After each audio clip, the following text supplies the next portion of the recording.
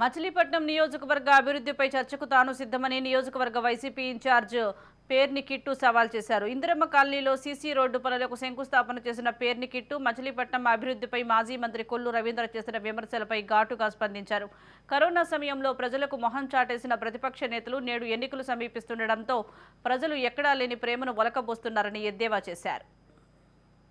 ఈరోజు 8వ డివిజన్లో ఇందిరమ్మ కాలనీ మొత్తం మీద 42.5 లక్షలతో ఈ పనులు ప్రారంభించడం జరిగింది.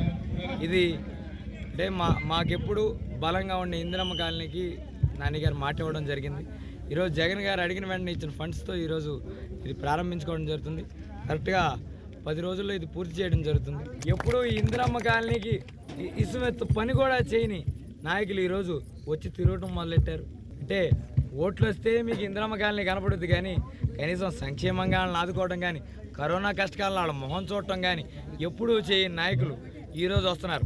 2014 నుంచి 19 దాకా పరిపాలించారు కదా. ఇక్కడికి వచ్చే ముందు మేము అప్పుడు ఇది చేసామని ఇక్కడ ఒక పని అయినా మీకు ఉందా?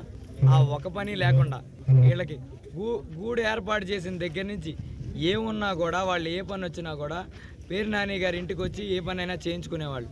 కాబట్టి ఈరోజు ప్రతిపక్ష నాయకులకు ఒకటే చెప్తున్నా, ఓట్లప్పుడు మాత్రమే కనపడే మీకు ఖచ్చితంగా